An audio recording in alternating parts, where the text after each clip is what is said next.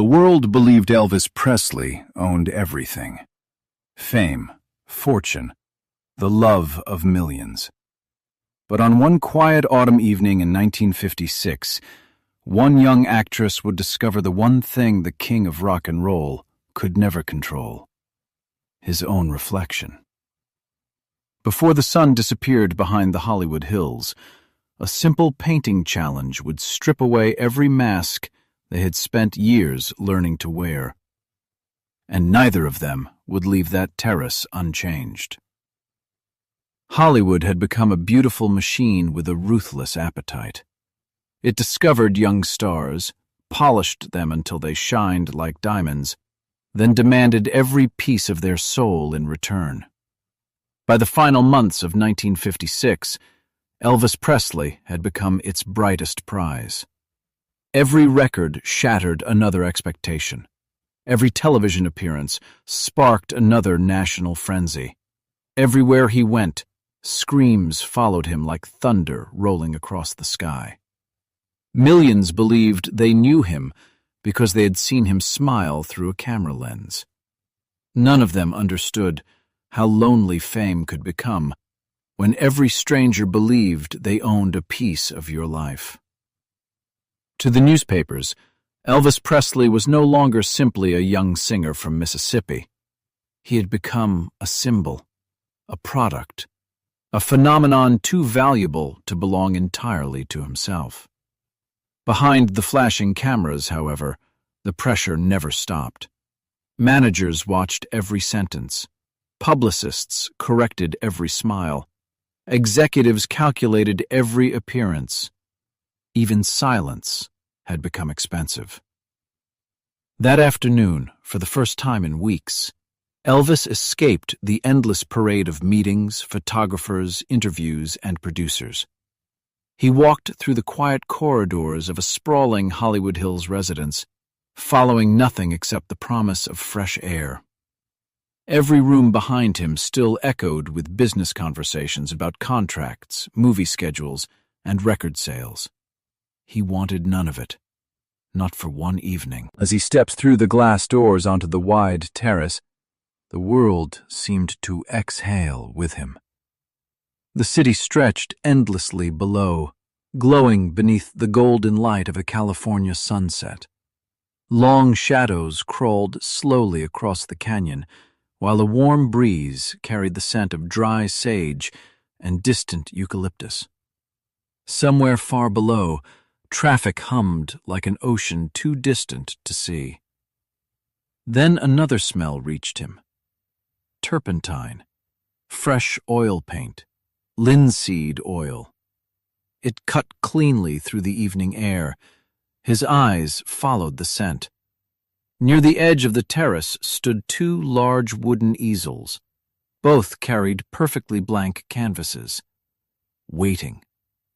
Someone else was already there. Natalie Wood. She stood facing the fading sunlight, her back almost completely toward him. A black satin evening gown flowed gently around her figure whenever the breeze touched it. Thin straps rested delicately across her shoulders, while loose strands of dark hair danced beside her face. She looked less like someone preparing to paint and more like someone preparing for battle. Without turning around, she spoke. "You're late, Presley." Her voice carried confidence instead of accusation. Elvis smiled automatically. "I had to escape about 3 producers who were convinced supper couldn't begin without me." Only then did Natalie glance over her shoulder. A faint smile appeared. "Bull. I swear. You climbed out a back door. I prefer to call it strategic retreat." She laughed quietly before returning her attention to the canvas. "I expected nothing less." Elvis slowly approached the easels. His boots scraped softly against the concrete. He noticed fresh tubes of paint already arranged across a wooden table. Brushes of different sizes rested neatly beside polished palette knives. Whoever organized everything had planned every detail long before he arrived. He stopped beside the empty canvas. So, he looked from one easel to the other. What exactly have you talked me into? Natalie finally faced him completely. The last rays of sunlight caught her eyes. There was intelligence behind them, curiosity, and something harder to identify. "I've spent my whole life pretending to be people who never existed," she said calmly. "Today, I'd rather paint someone real." Elvis folded his arms. "I should warn you." He looked down at the brushes. "I've never painted anything in my entire life." "I know." "You still invited me." "I did." "That's either confidence," he smiled, "or cruelty." "Perhaps both." The answer made him laugh. She pointed toward the second easel. "You paint me." Then she touched her own canvas. "I paint you." His eyebrows lifted. "That's it?" "Not quite." Her expression became more serious. "No posing." "No publicity smiles." "No movie star glamour." "No pretending." She took one slow step closer. "We paint the person sitting in front of us."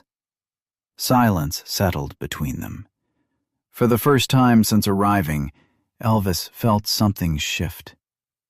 This wasn't entertainment. It wasn't another Hollywood game. She was asking for honesty. Real honesty. The kind cameras never captured. He looked toward the empty canvas again. "I don't even know where to begin." "You begin by looking." "I've spent my whole life looking." "No." Natalie shook her head gently. "You've spent your whole life being looked at." That sentence landed harder than either of them expected. For a brief moment, Elvis had no reply. Because she was right. Everywhere he went, thousands of eyes followed him. Very few actually saw him. He slowly picked up one of the brushes. It felt awkward in his fingers, like holding someone else's profession. "So," he spun the brush playfully, "what happens if I lose?" "You probably will." "Much obliged." "But there's still the wager." His smile faded slightly. "Wager?" She rested one hand against the edge of the easel. "The winner writes next Monday's joint press statement." He blinked. "No studio approval?" "No." "No manager edits?" "No." "No publicity department?" She shook her head. "None." Now the air felt different. The challenge had suddenly become dangerous. In Hollywood, headlines shaped careers. One sentence could transform public opinion overnight. One carefully chosen quote could become tomorrow's front page across America. This was no childish competition. It was leverage. Elvis studied her carefully. Most actresses his age would never dare suggest something so bold. Natalie wasn't smiling anymore. She meant every word. Finally, a slow grin spread across his face. "I've made worse decisions." "I'm certain you have." "And I'll probably lose." "Almost certainly." He extended his hand. "But I've never backed away from a bad bet." She accepted it. Their handshake lasted only a moment, firm, respectful, equal. As they released their grip, neither noticed the last golden light slipping quietly behind the distant ridge. The clock had already begun counting down. 45 minutes. 2 blank canvases. 2 of the most recognizable faces in America. And neither of them realized that before darkness arrived, they would stop seeing each other as celebrities and begin seeing each other as something infinitely more dangerous. Human. The first few minutes were almost painfully quiet. Only the soft whisper of brushes moving across stretched canvas disturbed the evening air. Somewhere, far below the terrace, a car climbed the winding canyon road, its engine fading into the distance. Neither of them acknowledged it. The silence between them had become part of the contest. Elvis stared at the blank canvas as though it were a puzzle with no solution. A guitar had always answered him. A microphone had always forgiven him. A stage rewarded instinct. This demanded patience. He dipped the brush into black paint, hesitated, then dragged a thick, uneven line across the canvas. It looked terrible. He frowned. Natalie noticed without lifting her eyes from her own work. "You're fighting the paint." "I'm trying not to lose." "Same thing." He laughed quietly through his nose.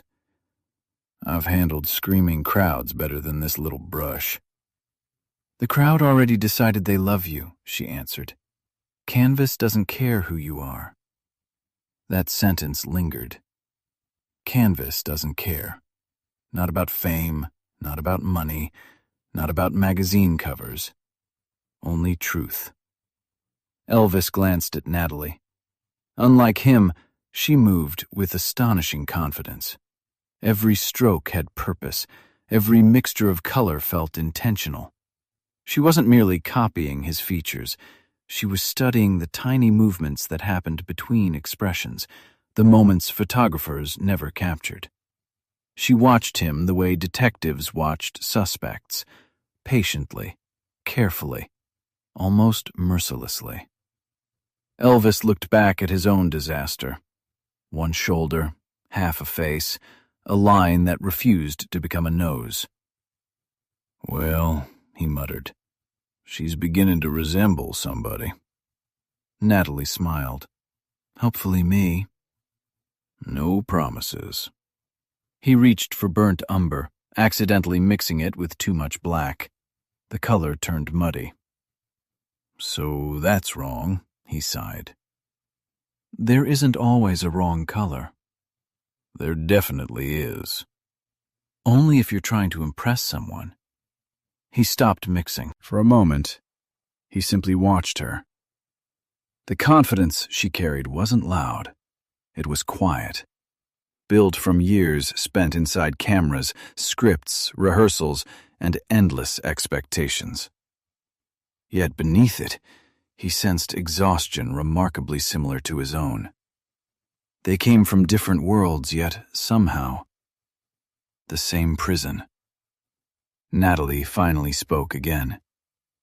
"Do you know what's strange?" "What?" "I've watched audiences fall in love with your smile." He smirked. "They usually notice the singing first." "I'm serious." "So am I." She tilted her head slightly. "They think your smile means confidence." He blinked. "It doesn't?" "It means protection." His brush froze. The breeze suddenly felt colder. "What makes you think that?" "Because it disappears whenever nobody expects it." Neither of them spoke. Elvis looked away toward the canyon. The sun had dropped lower now, washing the hills in deep orange and crimson. He realized something uncomfortable. She wasn't painting his face anymore. She was painting whatever lived behind it. He tried to lighten the mood. "I thought this was supposed to be an art contest." "It is." "Feels more like therapy." She smiled without looking up. "Painting usually is." He laughed. "You know," he dipped another brush into crimson, "I expected actresses to be easier company." "You expected compliments." "I expected less honesty." "Then Hollywood has trained you well." He couldn't argue. Instead, he attacked the canvas with renewed determination. A red shape became her dress. A dark curve suggested flowing hair. 2 bright strokes attempted to catch reflected sunset light. The result remained spectacularly awful. Even he had to admit it. Natalie stole a quick glance. One eyebrow climbed. Oh. What? I admire your confidence. I'm improving. You've invented an entirely new species. He looked down. It does look slightly unusual. Slightly? I was being optimistic. She laughed softly. For the first time all evening, the competition no longer felt heavy. They began talking while painting, about Memphis, about Hollywood, about childhoods stolen by studio schedules and recording contracts. Elvis admitted he sometimes missed anonymous diners where nobody recognized him. Natalie confessed she barely remembered what it felt like to make mistakes without newspapers discussing them the following morning. I don't think people understand, she said quietly. They don't. They think attention feels wonderful forever. It doesn't. It feels expensive. He looked at her. You understand. I have to. She lowered her brush. They applauded the characters. She looked directly into his eyes. I've spent years wondering whether anyone ever applauded me. That sentence settled between them like falling ash. Elvis slowly nodded. I know exactly what you mean. No cameras, no producers, no agents. Only 2 impossibly famous young people discovering that their greatest loneliness sounded exactly alike. Minutes slipped away unnoticed. The shadows stretched farther across the terrace. The city lights below began appearing one after another. Natalie leaned back slightly, studying Elvis again. Don't move. I wasn't. You always do that. What? When someone gets close, she pointed gently toward his face with the brush. You joke. He smiled automatically. There. She nodded. You did it again. His smile faded almost instantly. You really notice everything.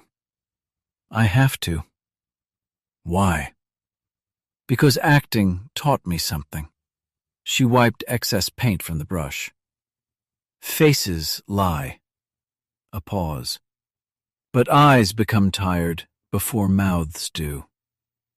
He looked away. Somewhere deep inside, a memory surfaced. His mother. The small house in Mississippi. The years before anyone knew his name. Before the screaming. Before success became another word for responsibility. Natalie quietly mixed gray into blue.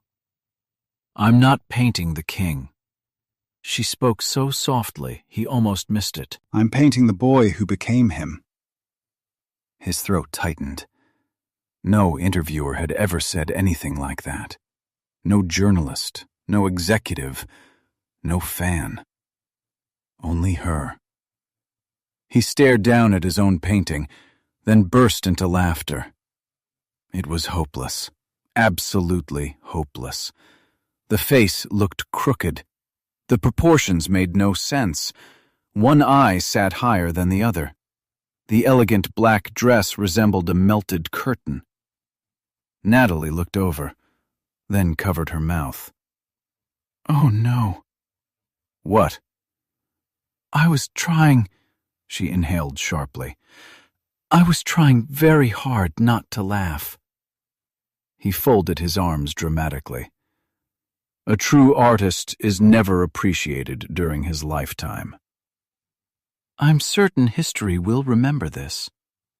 It should. It will. She couldn't hold it anymore. A laugh escaped, small at first, then another. Within seconds, she was laughing so hard her shoulders shook. Elvis watched with exaggerated dignity. "I see," he nodded gravely. "The critics have spoken."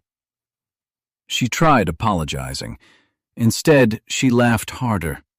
Tears formed at the corners of her eyes. She leaned against the easel to steady herself. "This," another laugh interrupted her, "this may actually be the worst portrait anyone has painted in the history of civilized art." He looked proudly at his canvas. "I was aiming for unforgettable." "You succeeded." "I knew it." She finally managed to breathe again. "You painted me with incredible confidence." "I had no other option." "And absolutely no ability." "That part was unavoidable." Without warning, he started laughing too. Not politely, not carefully. A full, genuine laugh that echoed across the quiet canyon. The sound surprised even him. Weeks of pressure seemed to dissolve into the cool evening air.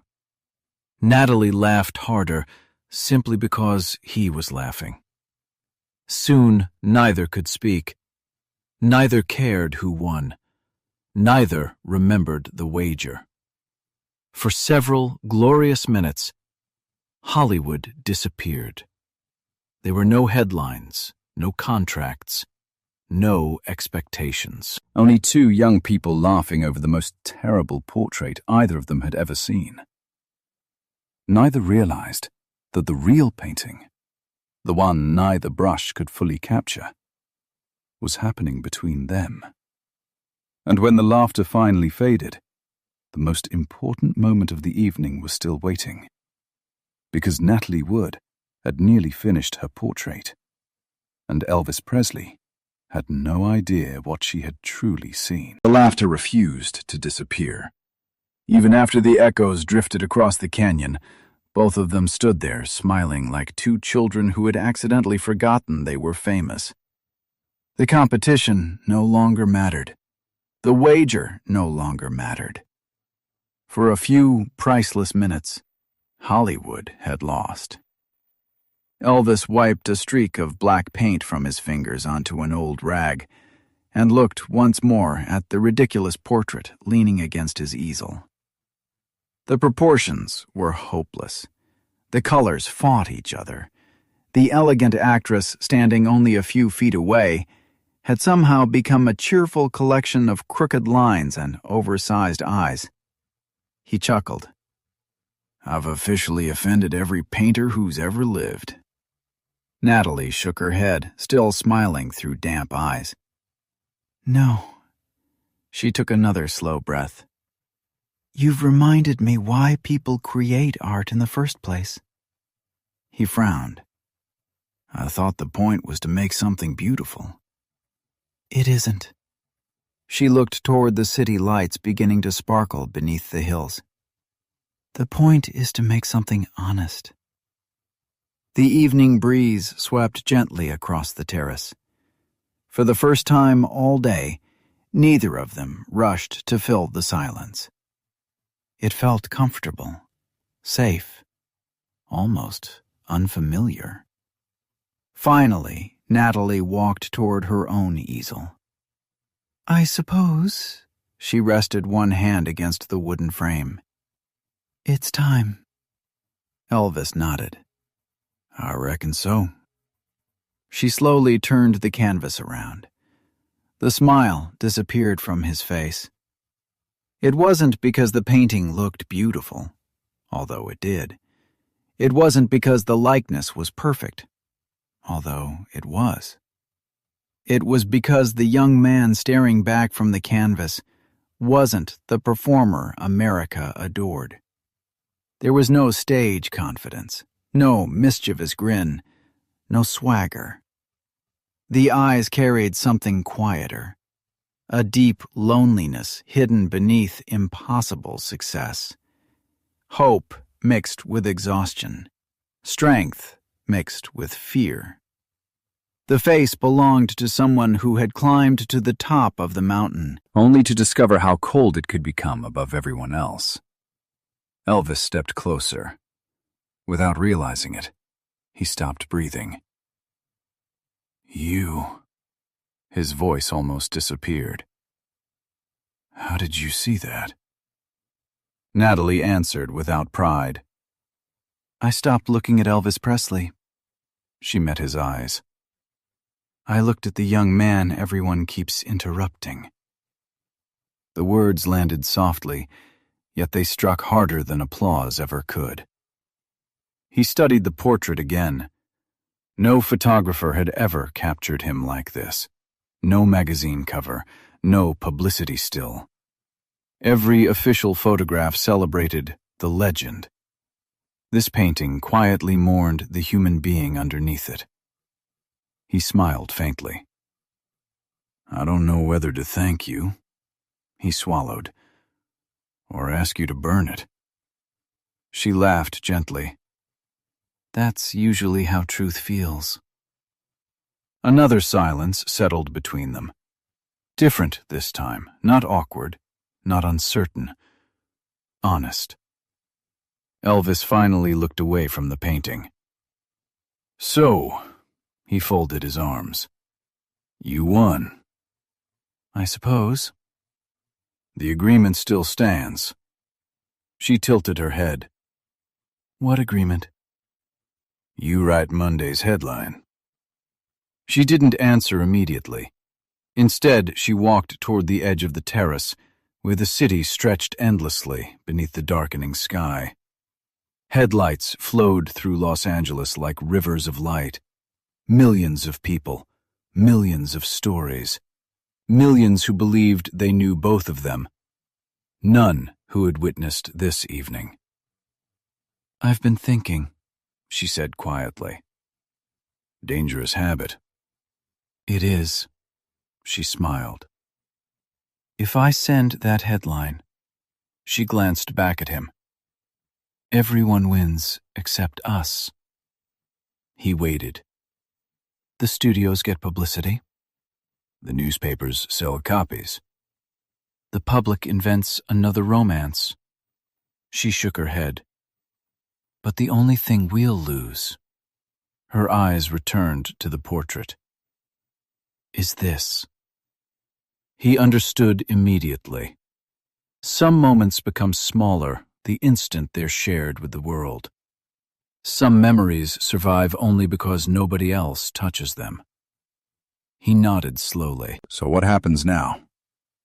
She walked back toward him, close enough to notice the tiny streak of charcoal still resting near the edge of his jaw.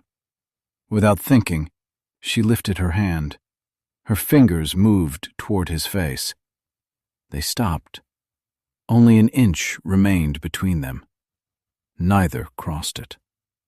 The distance carried more meaning than any embrace could have. She smiled. "You missed a spot." He smiled back. "I was wondering whether you'd tell me." "I almost didn't." "Why?" "Because then I'd need an excuse." He laughed quietly. She lowered her hand. Neither seemed disappointed. Some connections didn't require touching, only understanding. She picked up the folded sheet containing the written terms of their little wager, read it once, then calmly tore it in half. Another tear, then another. Small pieces drifted across the terrace before disappearing into the night breeze. Elvis watched them scatter into darkness. "There goes my chance at writing history." She looked at him. "No. There goes Hollywood's chance." He couldn't help smiling. For weeks, every conversation around him had revolved around profits, contracts, ratings, box office numbers. Tonight, someone had chosen a memory over publicity. That felt strangely revolutionary. He walked back toward his own canvas. The absurd little portrait still leaned against the easel. He stared at it for several seconds before dipping the brush one final time into thick black paint. With one confident stroke, he signed his name across the lower corner. Large, messy, impossible to ignore. Natalie laughed again. "You signed it?" "Of course." "Why?" He admired the terrible painting with theatrical seriousness. "If history insists on remembering the worst portrait ever painted," he grinned, "it ought to know who committed the crime." She shook her head, laughing softly. "You really don't mind losing." "I mind pretending." The answer surprised even him, because it was true. For one evening he hadn't performed, hadn't calculated, Hadn't protected himself. He had simply existed. And somehow, that felt like victory. The lights inside the house glowed warmly through the glass doors. Someone would eventually come looking for them. Managers, assistants, friends. Real life would return. The machinery would begin turning again. Tomorrow there would be interviews, flashbulbs, crowds, questions, expectations. The masks would return because they had to. But tonight belonged only to them. Natalie carefully wrapped her portrait in protective cloth. She hesitated before handing it to Elvis. "I think this belongs to you." He accepted it with surprising care. "And yours?" She looked toward the childish stick figure standing proudly on its easel. "I don't need to take it." "You don't?" She smiled. "I've already memorized it." He laughed. "I'm afraid you'll never forget it." "I hope not." She stepped toward the doorway before stopping one final time. Without turning around, she spoke softly. "You know." "What?" "When people talk about tonight." He looked confused. "They won't." "I know." She smiled to herself. "That's exactly why it'll matter." Then she disappeared inside the house. Elvis remained alone beneath the California night. The canyon wind moved gently through his hair. Far below, Los Angeles glittered like another universe, endlessly producing new stars while quietly consuming the old ones. He looked once more at the signed stick figure portrait, then at the carefully wrapped painting resting beneath his arm. One canvas showed how the world laughed. The other showed why. He carried both inside. Years later, countless magazine covers would fade. Headlines would be forgotten. Records would be broken. Movies would age. But somewhere, beyond cameras and applause, one autumn evening would survive in memory. Not because two celebrities met on a Hollywood terrace, but because for a few extraordinary hours, two young souls escaped the weight of their own legends and remembered what it felt like to simply be human.